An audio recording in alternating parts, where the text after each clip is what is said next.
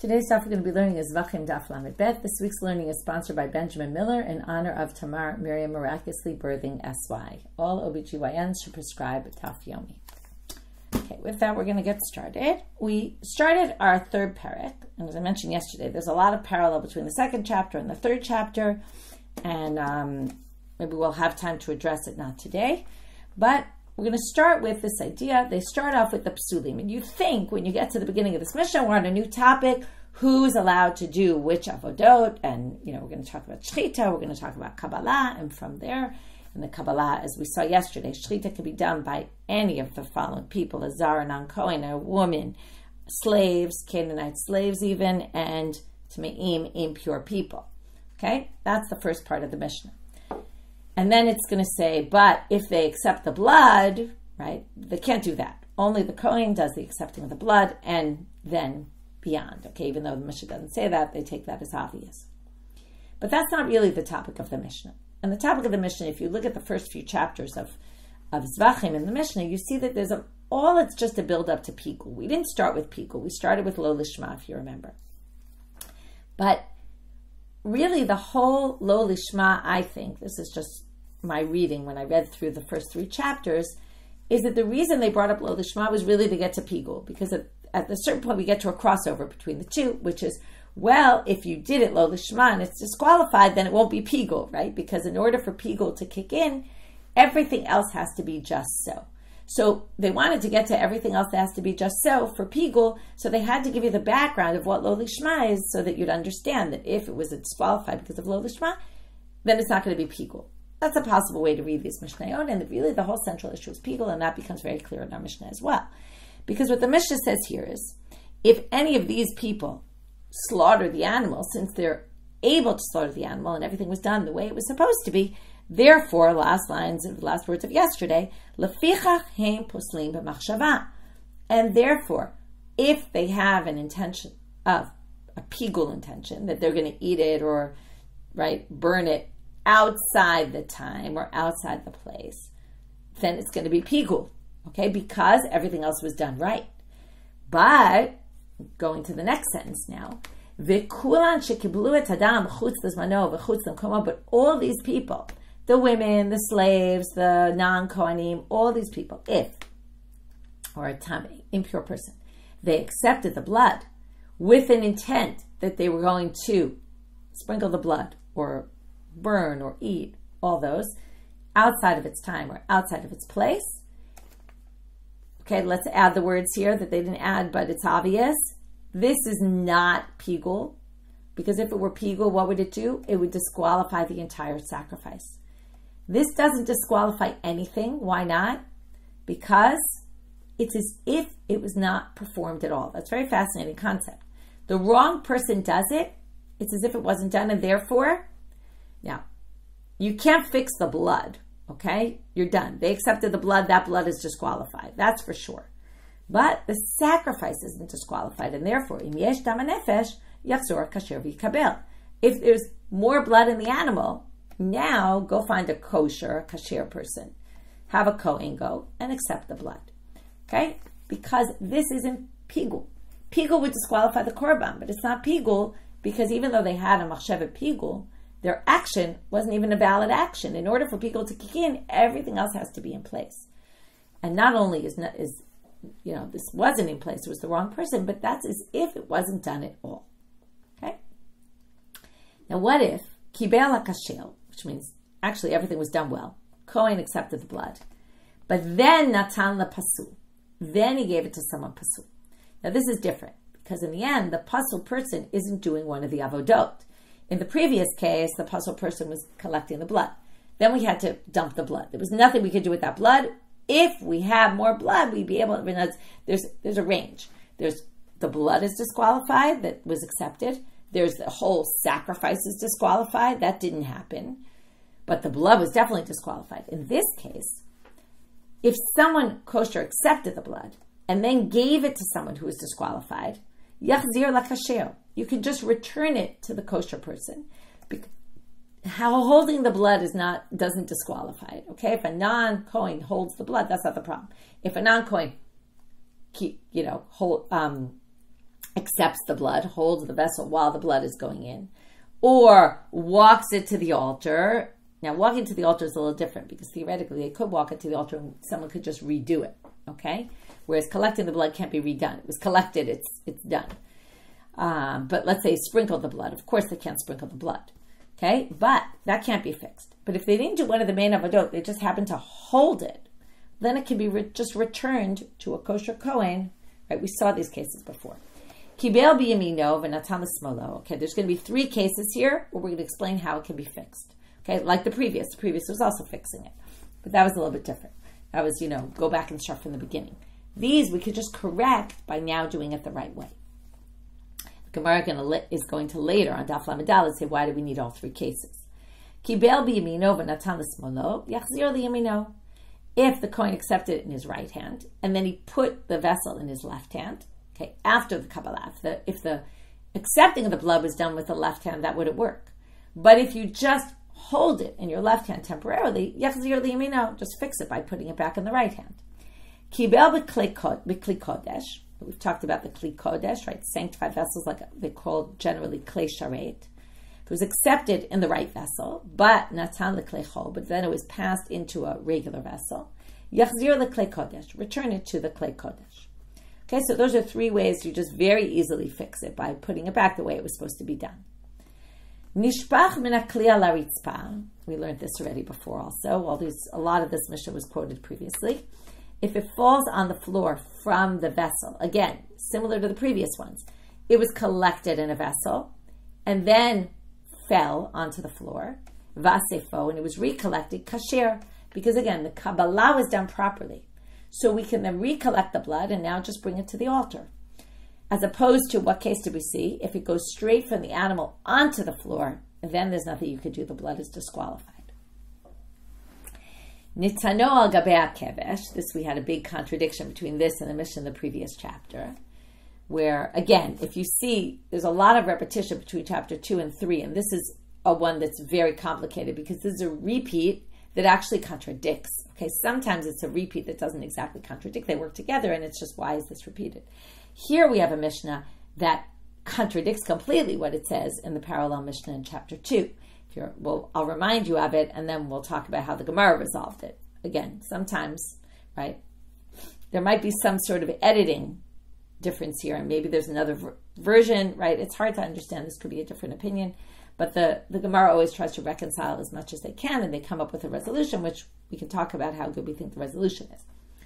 Nitano gabei kevesh shelo keneged yesod natan nitanim lamata lamalan et nitanim lamalan lamatan et nitanim bifnim b'chutz et nitanim b'chutz bifnim. Okay, these are all the possible cases. It's either this or that, even though it says end. It wasn't all these cases, obviously. If the blood wasn't brought to the place where we're supposed to go, remember, the blood has a particular place on the altar it needs to go. Either on the inner altar, and then it's on the top 4 corners. It's a very small altar. Or on the big altar outside. It depends on which korban.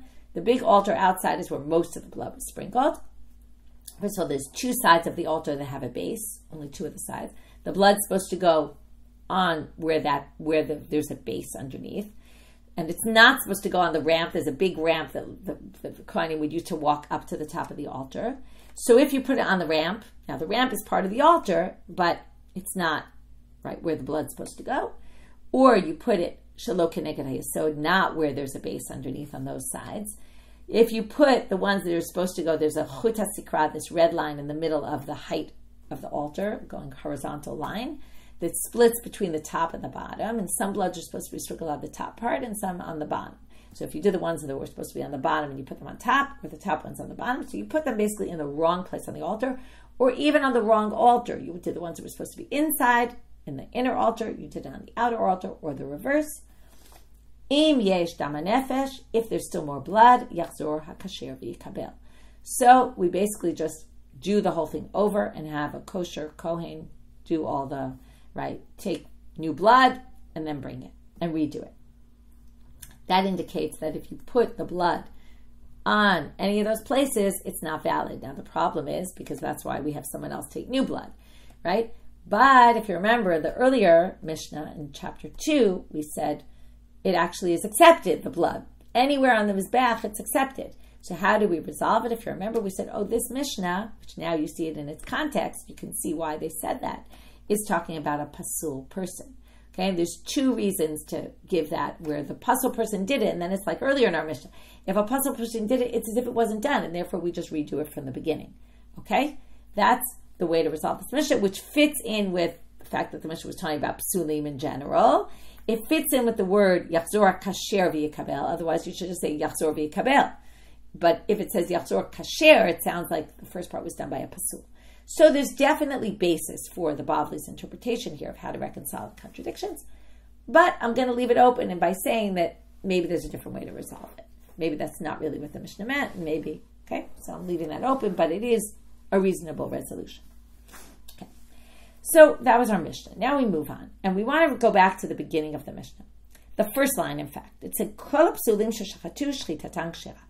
All the disqualified people who slaughtered, right? All these people who were generally disqualified from work in the temple. That's why they're called psulim. It's a little unfair to call them psulim when we say they're ksherim, but okay. But they're disqualified in general to do work in the temple, but they can do slaughtering. Now, look at the words carefully though. It's worded, any psulim that slaughtered, okay, I'm just translating the English of the first word of the Mishnah, their shchita is valid. Now that is worded in a way, as the Gemara says, di eved in lechatchila lo. That's a language that the Mishnah generally uses when it wants to say, you shouldn't really do this, but if it was done this way, it's valid.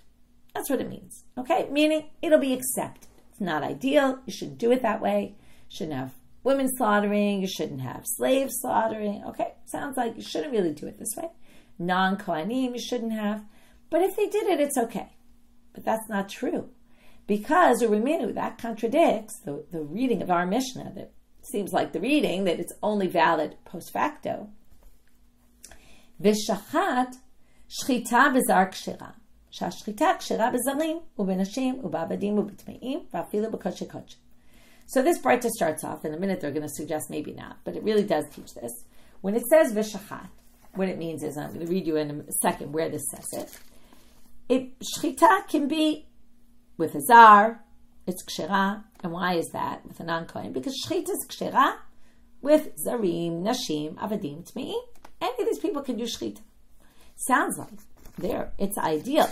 Okay? Now, before we continue in this braita, where they're going to say maybe it's not true, but then they're going to say it is true.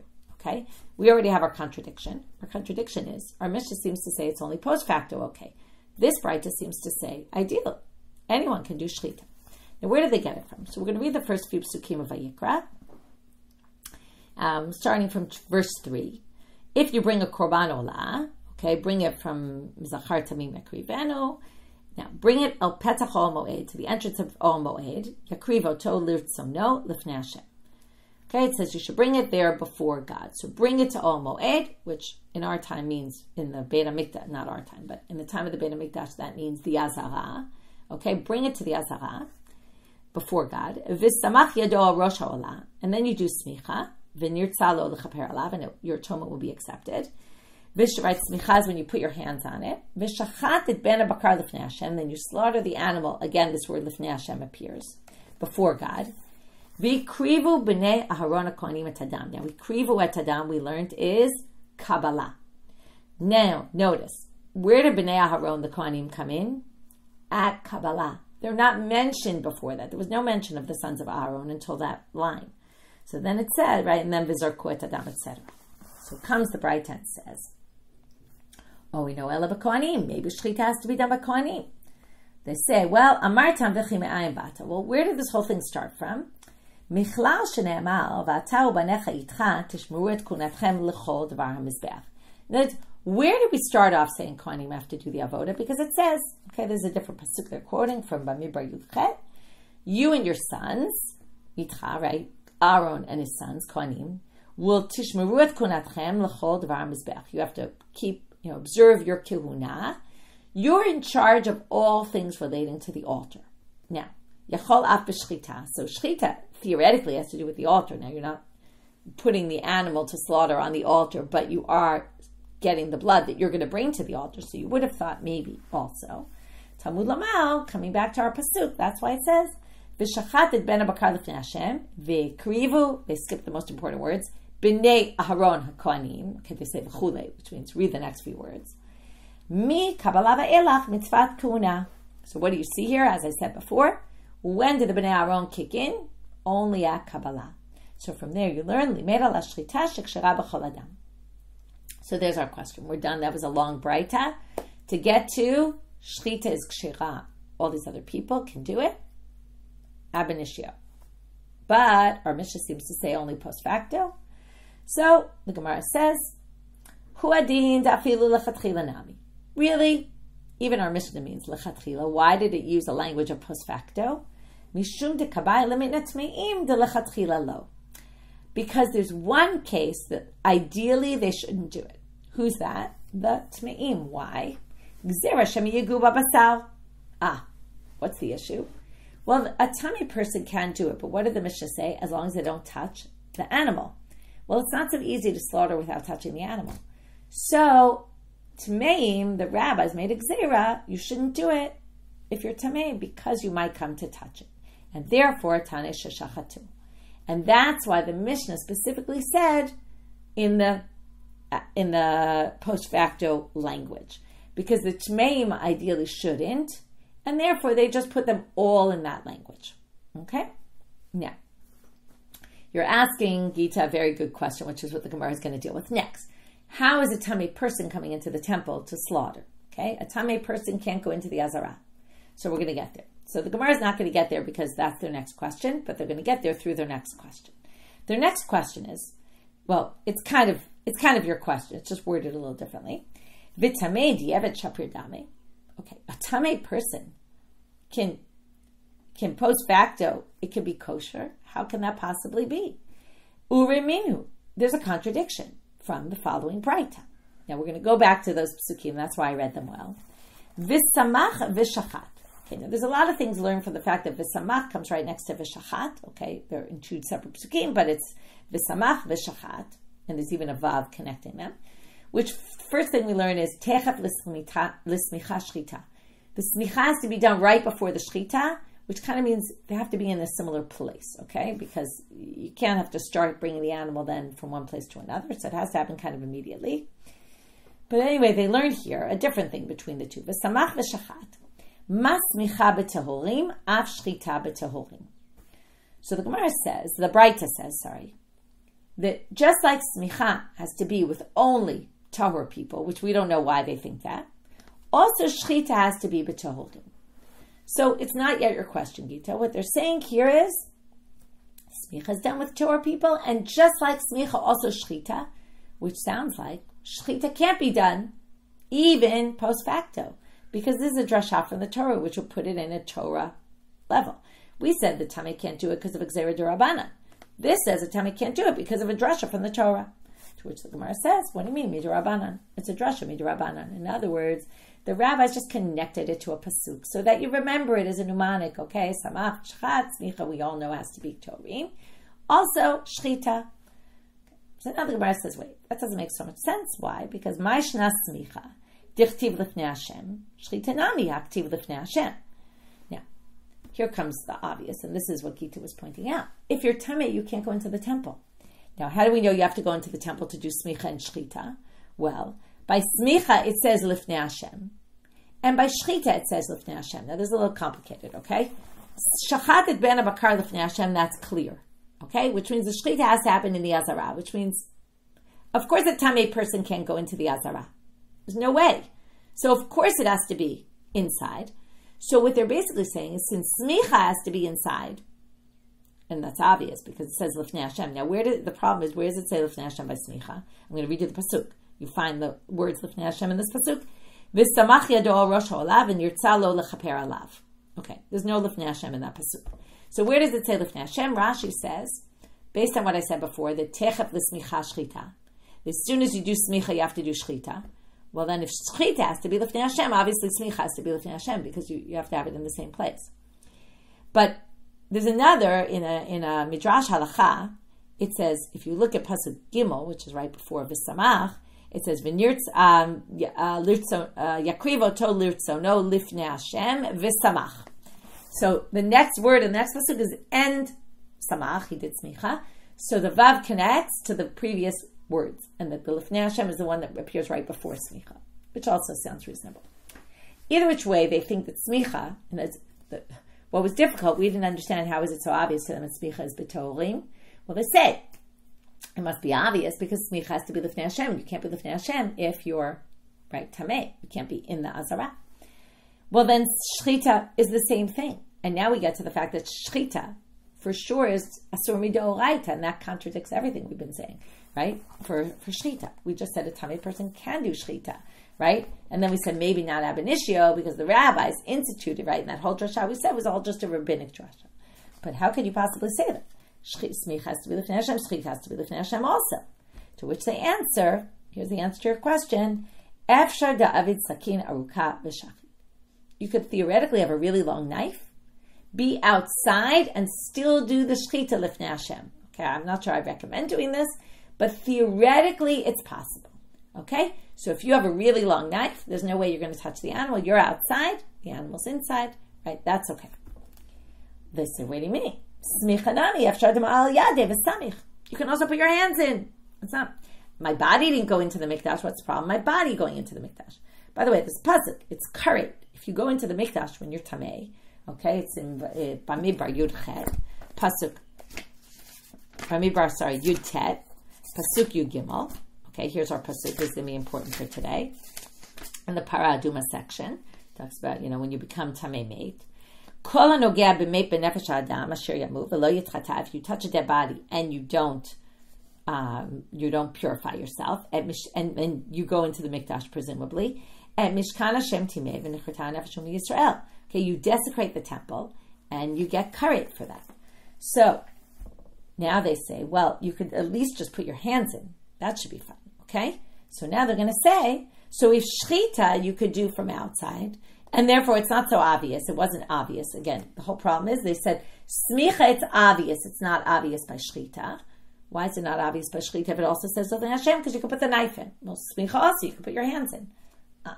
Here's the answer, which is going to lead us into a whole other sugya.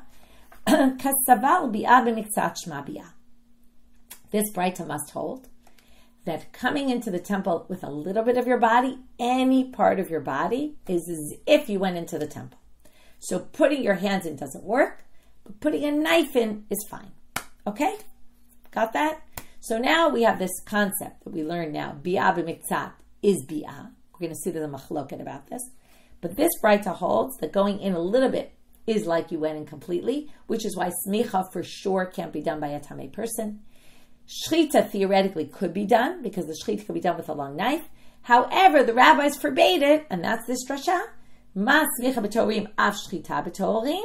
The rabbis forbade it, as we said before, because we're worried they might touch the meat. So we don't let a tamei person do shchita at all, even if theoretically, right, they're outside, because we're worried they might come in contact with the animal and touch it. So now that resolves our issue. So again, starting from the beginning, all the other people listed in the Mishna could ideally do shchita. Only the tamei should not do it ideally because it's rabbinic. You might have thought it was d'oraita for the drasha. No, because the drasha is only rabbinic, and that resolved our issue. And then we just got off on, I don't even understand the drasha. How do we start with smicha and learn from there? Theoretically, they both have the same problem, but no, they don't. Now, just to confuse things, Rav Chisda has a different version of this braita. He has the opposite version of the braita, that we start from shchita and move from there to smicha, and now we're going to have to read the whole braita in the other version by asking similar questions but from the other direction. You'll see in a minute. And I'll just say that the premise of Rav Chisda, or one of the differences between Rav Chisda and the previous braita, the previous version that we brought, is that he thinks bi'ah b'miktzat is not bi'ah. Theoretically, you could put your hands in the temple without an issue. And that's what he's going to start saying. Read his version. V'samach v'shachat, ma shchita b'tohorin, af smicha b'tohorin. Just like shchita has to be someone who's not impure. Now this clearly contradicts what we saw before, because it sounds like shchita is completely, cannot be done by anyone who's tamei. Okay? And from there, we're going to learn to smicha. Smicha is the less obvious case. So now they're going to ask the question in the reverse. Mishna shchita dirtiv lifnei Hashem, turning out I'm a bet. Smicha nami ktiv lifnei Hashem. Okay, right? Just like shchita says lifnei Hashem, and we assume that's the reason why you can't do it in the temple. If since you have to go in to do shchita, that's why a tamei person can't do shchita. That's right. Just so you know, there's no real issue with a tamei person slaughtering. The problem is that the slaughtering has to happen in the Azara, and they can't go in. So smicha nami ktiv lifnei Hashem. Also by smicha it says lifnei Hashem again. However you learn it. So they say no, because efshar dema'al yadeh v'samich. Now this is obvious. If he thinks, and he says, well, for smicha you could just put your hands in and do smicha, and your body's not in, then that's fine. Now what does that obviously mean? He doesn't care if biyah b'miktzat, he doesn't think it's biyah. That's what I mentioned before. The premise of his drasha here, his version of the drasha, is that we don't care if you just put your hands in. That's fine. You're not going to get karet for that. And it's not even forbidden. You just can't bring your body in, but your hands, it's fine. So smicha you could do by just putting your hands in. So shchita nami, you know where this is going, right? If you can put your hands in, right, and do it. And that's why smicha wasn't so obvious that it was forbidden. But shchita, it was obvious it was forbidden. But shchita, nami, afshar david sakina rukav shachit. You could use a really long knife and slaughter it. So why is shchita so obvious that you can't do it with a tamei person? Hamane shimanatimnihi. Now we're going to say, and this is how Rav Chizkiah could say something that completely contradicts our Mishnah, because he holds by a different Tanaitic opinion. So to understand this Tanaitic opinion, and now we're going to bring in a new issue that we didn't see before. It has nothing to do with coming into the mikdash when you're impure. Okay, that's not the issue. It's a different issue. Ditanya. I mean, it's connected, you'll see. Okay, it is connected, but it's not what we thought. Ditanya. So first we're going to bring this braita, and we're going to first see the rabbi's opinion, and then we're going to see Shimon HaTimni. V'shachat et ben bakar lifnei Hashem. Now notice in the pasuk of V'shachat, this is the one we've been looking at, it says it has to be before God, which means it has to be in the Azara. What has to be in the Azara? Well, according to what we thought before, obviously the person doesn't need to be, because we talked about putting the long knife and slaughtering it from outside. So what has to be there? The ben bakar, the animal, right? Notice the words. And you slaughter the ben bakar lifnei Hashem, meaning the act of slaughtering has to happen before God, meaning the animal has to be before God, but you could be outside the Azara. V'lo shochet lifnei Hashem. That's the Tanakama. The shochet doesn't need to be before Hashem, the slaughterer, just the animal. However, Shimon HaTimni over here, and this is Rav Chizkiah. Rav Chizkiah holds by Shimon HaTimni, minayin shu yadav shel shochet lifni min hanishchat. How do you know the hands of the shochet have to be inside? Talmud Lamar, v'shachat et ben bakar lifnei Hashem, shochet et ben bakar yeh lifnei Hashem. He says the shochet has to be before God, and therefore he holds the shochet has to be inside. You can't use this knife, stand outside, put the knife inside. No. The way he reads the pasuk is v'shachat, the one who shochet has to be before Hashem. So there's this big machloket about who has to be inside, just the animal or also the slaughterer. So, therefore, Rav Chizkiah thinks, if the slaughterer has to be inside, well then the slaughterer can't be impure. So that's the one that's the more obvious. From there they learn to smicha, which is less obvious, because theoretically, again, in the end it's not true, but theoretically, the somech could have put his hands inside, and that would have worked. Therefore, we need this drasha to tell you even smicha can't be done by someone who's impure, okay? Because it would have worked. So again, there's two debates between Rav Chizkiah and the earlier version of the braita, which is right the two different versions of the braita. But the real root of the debate is biyah b'miktzat considered biyah or not? Putting your hands in the temple, in the Azara, is that forbidden or not forbidden? Is that as if your whole body went in, or is it not?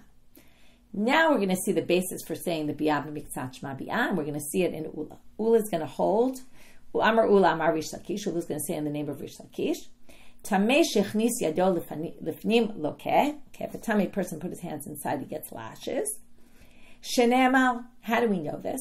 Okay, so by putting your hands inside, you're going to get lashes for that. Why? Shenemal bechol kodesh lo tiga. Now they don't quote the second part.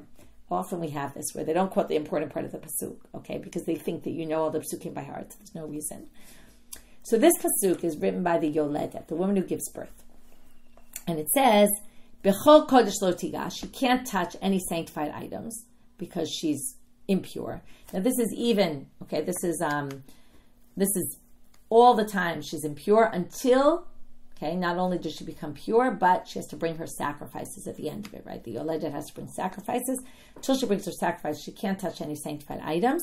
Ve'el mikdash lo tavo, and she can't come into the temple. Makish bi'al l'nigia. So now we have a pasuk which compares touching sanctified items to coming into the temple. So what do they say? Ma nigia b'miktzat shma nigia. If she touches it with the tip of her finger, right? She touches the sanctified item, like which is, let's say, sacrificial meat. Touches it with the tip of her finger. Problem, right? She disqualifies it. So ma nigia b'miktzat shma nigia, af bi'ah b'miktzat shma bi'ah. And that's where we get bi'ah b'miktzat shma bi'ah. Okay? Therefore, when it says, and don't come into the temple, just like you can't touch with a teeny bit, you also can't walk in to the temple even a bit. Even your toe, even your finger, none of that can go into the temple. And that's the source for bi'ah b'miktzat shma bi'ah. Now again, we saw before it was a machloket. So here comes Rav Hoshaya with a difficulty to Ula. He says, what do you mean? We're going to see from here that bi'ah b'miktzat is not bi'ah. Now I'll just tell you what we're going to do, the structure here. He's going to bring a braita. We're going to have a parenthetical statement of Rabbi Yochanan about something said in the braita, and then we're going to go back to explaining how this is a difficulty. So it's going to be a little while till we get to the difficulty because we have to get through this side point they bring about Rabbi Yochanan before we get to the difficulty. But just so you know, don't get confused. Rabbi Yochanan is not adding something that we need for the difficulty. For some reason, they're just bringing it anyway, but it's not germane to our topic. Mitzora shachal shmini shelo liop erev Pesach. Okay, you need a lot of background for this section. The first thing you need to know is that you're not, okay, it says in Bamidbar chapter 5, the beginning of the chapter, Vayishalchu min hamachaneh, you have to send out of the camp, kol tzarua, shchu min hamachaneh, kol tzarua v'chol zav v'chol tamei lanefesh. Okay, a tzarua, mitzora, a zav, and a tamei lanefesh have to be kept out of the camp. Okay, there's different rules about which camp. Okay, there's Machaneh Yisrael, the whole camp, like a Mitzorah, for example, has to be outside there. There's the Machaneh Leviyah, where the Levites lived, and then there's Machaneh Shechina, where the Ol Moed was. Now, what we're talking about in the Azara is the Machaneh Shechina. In the temple, there were parallels to that. Machaneh Yisrael was all of Jerusalem. Machaneh Leviyah was all of Har HaBayit, and Machaneh Shechina was the Azara. Okay? A Mitzorah is not allowed to go into any of them. Okay? However, once the Mitzorah goes through their purification process, then they can. Okay? What can't they do? They just can't go into the Azara until the 8th day when they brought their sacrifices.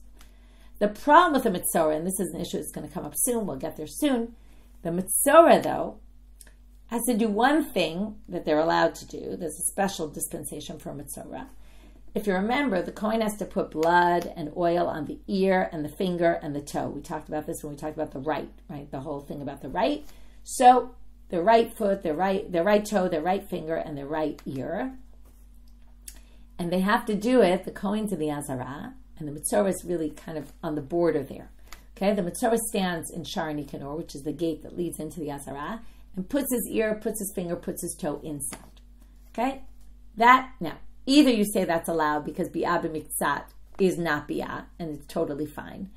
Or you say it's allowed because he has a special heter. Okay? That's going to play a significant role here. There's two possible reasons why it's allowed.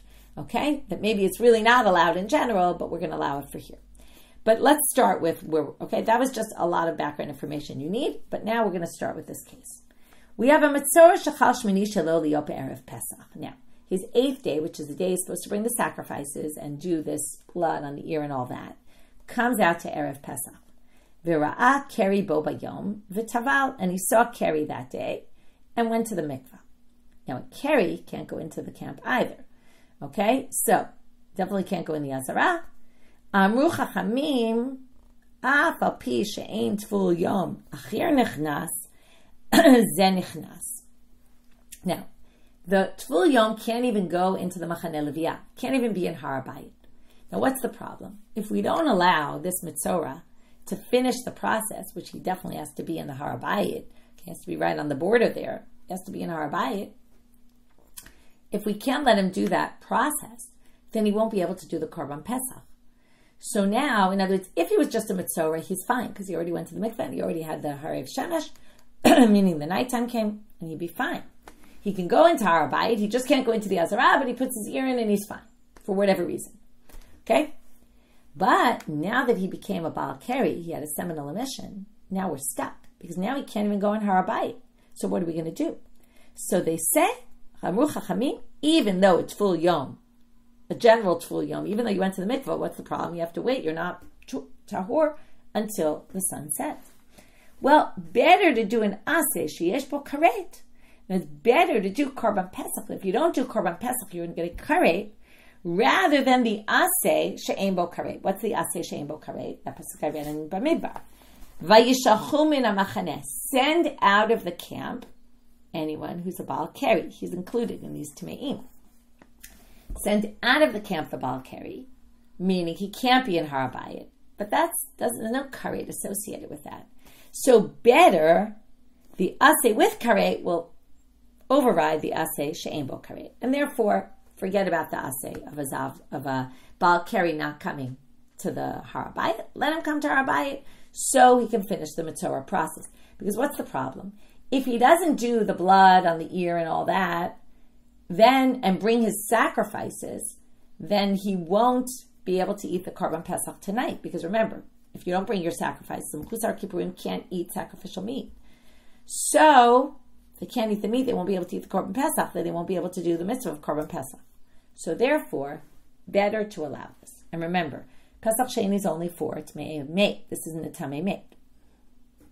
Now here's the side point.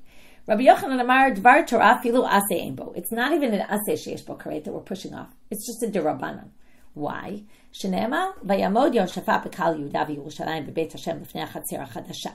It's pasuk in Divrei Yamim that Yoshafat standing in front of the new courtyard. What's the new courtyard? My Chatzer HaChadasha. Rabbi Yochanan shechidshu b'dvarim harbe. They made a lot of chidushim. What was that? Amru Tful Yom Al Yikanes L'Machaneh Levida. This person is a Baal Keri, but he is a Tful Yom, meaning he went to the mikvah. Now, theoretically, someone who went to the mikveh, even though you haven't completed your Tahara because you have to wait for the sunset, theoretically, they could actually go into the Machaneh Leviyah because they did go in the mikveh already. But the rabbis forbade it. So he's just pointing out that it's not even the aseh that has karet overrides the aseh that doesn't have karet. The aseh that has karet overrides this dirabanan thing. Okay? So that's the halacha. That's the braita. Now, why is there a difficulty here? Because that braita dealt with the issue of a Baal Keri going into the Machaneh Leviyah, into the Har Bayit. But it didn't deal with the issue of this Tful Yom going into the Azara. He has to put his ear in the Azara, right? Now, what did Ula hold? Ula held Biyah b'miktzad is Biyah. So that raises a huge problem here. Iyamar Biyah b'miktzad shma Biyah. If you're going to say going in a little bit is like you went in, how can we let this Tful Yom go into the temple? Right? We're basically allowing him to go into the Azara. How could you allow his fingers and his toes to go into the Azara and his ear? No way, no how. Right? That is a doraita. There's karet. Right? Now you're going to end up with two karet issues. Because going into the Azara is karet. It's actually a lotase of karet. You're not going to have an aseh that has karet override a lotase that has karet. So how do we allow this? To which Amarle mitunach. He says, exactly from what you're asking, from this topic, I'm going to show you the answer. Answers Ula, Shani Mitzorahu, Ilvu Hutar L'Tzarato, Hutar L'Kiriyo. We have a special dispensation. This is what I said. Either you say the Mitzorah can do it anyway because Biyah b'miktzad is not Biyah, but that's not Ula's position. So what does he say? A Mitzorah in general, even though they're really not allowed to go into the Azara, it's forbidden, karet. But we allow, in this case, the Torah allowed it particularly. There's a special dispensation for a Mitzorah, that they can put their ear in, they can put their foot in, they can put their finger in. That's a special dispensation for a Mitzorah. Well, it's true this guy now became a Baal Keri, and he's a Tful Yom, meaning he went to the mikvah but is waiting for Harav Shemesh, and he can't go into the Azara for that reason. But since he already has a special dispensation as a Mitzorah, we're going to just extend that and say, okay, who cares now that he's also a Baal Keri? He has this special dispensation. We're going to allow him to put his ear in, put his hand in, and do all that. Okay, that's his answer. And with this, we end this section. But we don't really end this section because the reason I want to say we end the section is we started with Ula. Biyah b'miktzad is Biyah. Rav Oshaya asked a difficulty from this braita. How could the Mitzorah, who became a Baal Keri, how can we allow him? We understand why we allow him to go into the Har HaBayit, but how could we possibly allow part of his body to go inside? If you say Biyah b'miktzad is Biyah, it must be it's not. Otherwise, how could he be permitted? To which Ula answered, no, he was permitted because he's a Mitzorah. Mitzorah have a special permission. That's going to apply even to the Mitzorah who also became afterwards a Baal Keri. So Rav Yosef says, I could take this even farther, what Ula just said. Amar Rav Yosef, Kasavra Ula, and what's going to happen is Abai is going to bring two difficulties to what Rav Yosef is saying.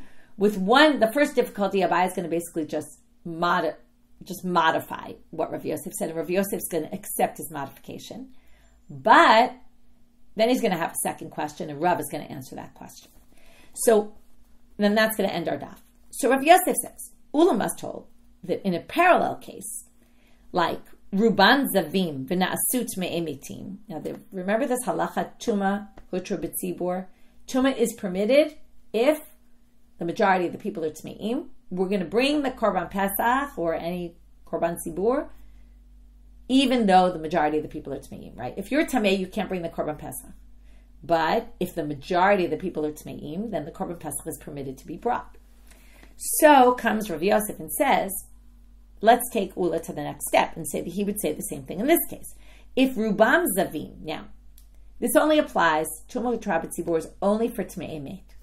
So, if most of them are Zavim, which Tumah Hutra is not Hutra for Zavim, okay, the majority of the Jews are Zavim when it comes to Korban Pesach, and then Asu Tmei Emetim, and then they became Tmei Emet. Ho'il V'utru the Tumatam, V'utru the Zivatam. So we'll say the same thing as he said.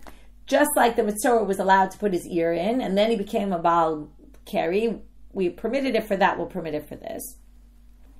He says, also here, if we permit, they became Zavim, but then they became Tmei Metim, so since we're going to allow the Korban Pesach to be brought because they're Tmei Metim, we'll let that override also the Zav, even though normally it doesn't, just like normally a Baal Keri wouldn't be able to put part of his body right inside, because Biyah b'bitzad is Biyah. But we'll allow it because he's also a Mitzorah. So if they have also Zav, also Tmei Meit, we'll allow it. So Amar Abai, first question of Abai, Midami. Tuma Ishtarai, Ziva Lo Ishtarai.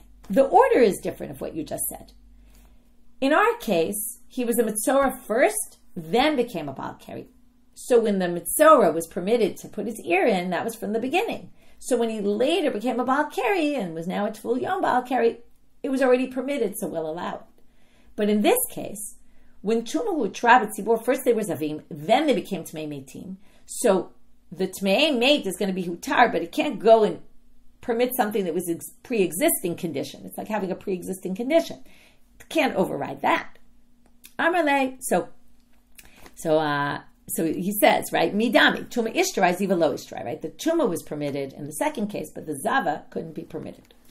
So Amarle, so Abai continues and says to him, Dilma Hachi Kamarar. Maybe what you really meant was the flip case. Maybe what you meant to say was Rubam were Tmei Metim and then Na'asu Zavim. And then that would be a much more relevant parallel. Since already from the beginning when they were Tmei Metim, already Tumah was Hutra, when they became Zavim, right? Ho'il v'utru the Tumatam, v'utru the Zivatam. Then you could say those are comparable, to which Amarle'in, Rav Yosef, if you remember, Rav Yosef was Abai's teacher. But often Abai corrects and questions Rav Yosef, and Rav Yosef often says, yes, you're right. Not always. But in this case says, yes, you're right. That must be what I meant. But Abai continues the questions and says it's still not the same. Va'akate lo dami. Mitzorah heterahu. Ho'il v'ishtri ishtri. Mitzorah is a heter. Because it's a heter is like something very strong. So once it was permitted for everything. But Tuma dechuyehi.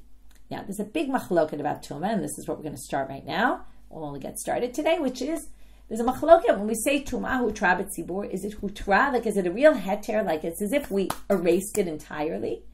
Okay, and it's as if the people aren't Tme'im anymore? Or is it Dechuya, that we're putting the issue aside? Okay, there's all these nafkaminas, practical ramifications of this. We're not going to get into that now, but the main thing is, if something's Dechuya, it's pushed off, but it's still there. It's not erased completely. So he says, Tuma Dechuyahi. Okay, that was his way of understanding Tuma. It's Dechuya, and yes, we had this in Psachim, we've taught this before. Laha idache, laha lo idache. So if Tuma is just Dechuya, so we'll push it off for the Tumat Mei, but it's not strong enough to be able to override also the Zav. So even if the Ziva came after, right? It doesn't matter. When the Tuma was Dechuya, it was just pushed off, you can't just say, oh, some new thing came in, we'll have it also override that.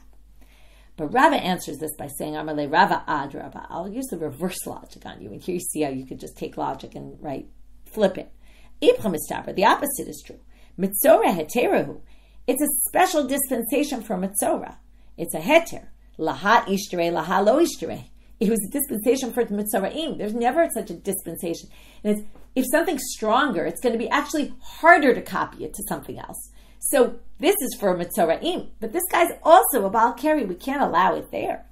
But Tuma dechuyahi, malicha dechuya, malishtei dechuya. If we can do something that's a little bit less strong, what's the difference if we say it works on one thing or it works on two things? And we can just apply it. If it's the same people and they were all Tmei made, and now they became Zavim, theoretically we could just apply the same dechuya to both.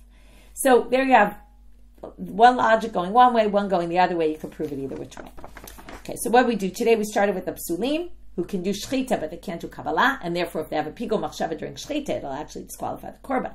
In Kabbalah, it won't do anything, because it's as if they didn't do it. As if nothing happened, you really can't use the blood anymore, but you could go get more blood if you still have more blood in the animal.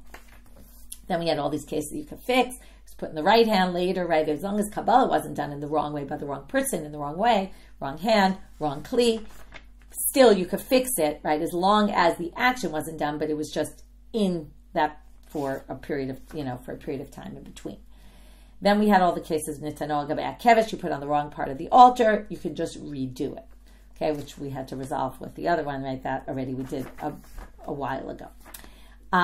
Okay, then we have the issue of, the Mishna sounds like it's saying, only post facto, it's okay. But it says, actually in a braita, that all those people are kshirim completely to do it. Okay, Alana's shear didn't go up, I noticed yesterday, it should go up today. Sorry for that, but Alana has a whole shiur on shchita, and also Daf Mishalahem, which was up already about shchita, and particularly both of them talking about women in shchita from different perspectives. Anyway, it's totally fine. And then we just said the ab initio was actually because of Tmeim, and then we said Tmeim should be a problem, even not Tmeim, right? Tmeim we said was actually a problem, and it's not going to be allowed ab initio, only post facto. And I say it shouldn't even be allowed post facto because look at this drasha, right? And then we say, oh, the drasha is only to Rabbanan, okay? So we're not going to really allow Tmeim to do it, but if they do it, it's still kasher because on a Torah level, it's not, even though we had a Torah drasha, we said the drasha was just rabbinic. And then we had two versions of the drasha, which got us all based on the topic of Bia B'Miktzah. From there we got to Bia B'Miktzah, we got to Ula, and then the difficulty on Ula, and then Rav Yosef, who tries to take Ula one step farther, and Abaye doesn't like it, but first Abaye just, readapted, flipped the case, and then said, oh, okay, we could explain it that way. And the second one, Abaye says, no, but your logic is really wrong, because Hutra is not the same as Dechuya, to which Rava says, yeah, you're right, it's not the same, but actually Dechuya would be even easier, as opposed to Abaye, who thought it would be more difficult. And that's where we end today. We're going to get back to Tuma Dechuya at the beginning of tomorrow's daf. With that, we finish for today. Wishing everyone a good day.